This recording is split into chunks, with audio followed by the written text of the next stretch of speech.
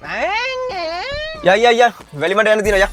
මචං කෝකටත් මගේ සපත් දෙකේ මඩයි වැලී තියෙනවා බා. පොඩ්ඩක් මම සපත් දෙක මේව කරන් එන්නද? පොඩ්ඩක් දීපන්. හරි නෑනේ බා අලුත් වෙහිකල් එකනේ බා.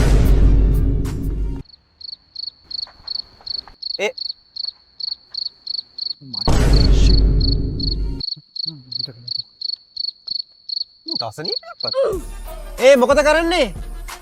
හරි නෑනේ මචං මඩයි වැලී තියෙනවා. අයියෝ වාහනේනේ බං. අයියෝ ප්‍රශ්නයක් කරගන්න එපා. මේ වාහනේ දාලා තියෙන හොඳ 3D කාපට් එකක්. මේක නෑ අපිට මචං. සුද්ධ කරගන්න බල වැලි රොඩු හිටින්නේ නෑ. නගිනවා ඉක්මනට ගමන මගේ හිතට යන්න. හරි නෑ බං මේ දැන් තියෙන සුපිරියන.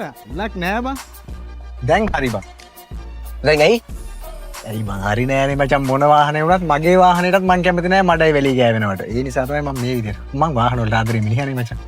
ඇයි තුන් වගේ වාහනේ මොකද 3D කාපට් එක දාලා නැද්ද? දාලා තියෙන්නේ බං මඩයි වැලී රැඳෙනවා බං. මොනා කරත් ඒ වස් කරන්න ගියාම මැරෙන්න වෙනවා බං. අයියෝ ඒ කියන්නේ වා ලෝකල් නිකන් දෙක වැඩ කර නැති 3D කාපට් එකක් දාලා තියෙන්නේ. මේ 3D කාපට් එක සුපිරි 3D කාපට් එකක් තියෙන. හරිද?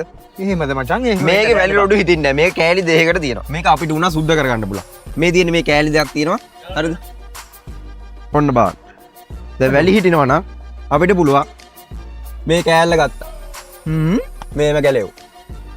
මේම ගැලෙව්වා. ඔන්න ගත්තා. අඩෝ ඒක මරුනේ බං. මෙහෙම කරලා ගැසුවා. මේ අපිටම වැඩේ කරගන්න පුළුවන්.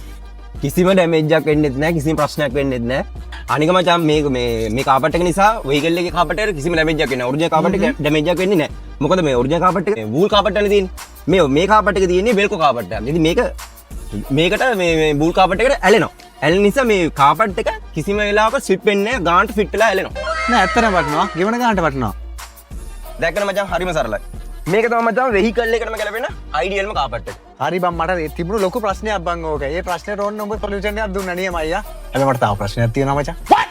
වයිෆ් එකේ කේසුත් තියෙනවා බං. ඩිකියේ වෙහිකල් එකේ ඩිකියේ මචං හැමදේම බබාලගේ බඩුවේ හැමදේම දානවා. මුකුත් කියන්නත් බෑ බං. චරා වෙනවා වාහනේ ඩිකිය. ඒකටත් උත්තරයක් තියෙනවා. යන්කෝ අපිට ගමන යන්න යන්න යන්කෝ. ඒ කියන්නේ මං කොහෙන? මං ඕක තමයි බං මට තියෙන ලොකුම ප්‍රශ්නේ බං. චනයක් කියන්නත් බෑනේ බං ගෙදර ගිහිල්ලා. මචං මේ තියෙන බ්‍රෑන්ඩ් නිව් වෙහිකල් එකකට මචං මේ ඩික් කාපට් එන්නේ නැහැ. ඉතින් මේ මන් දාලා තියෙන රුපියල් 8,000 චාමරකින් ගත්තා. Wow, nice. පොල්ඩියත් හොඳයි.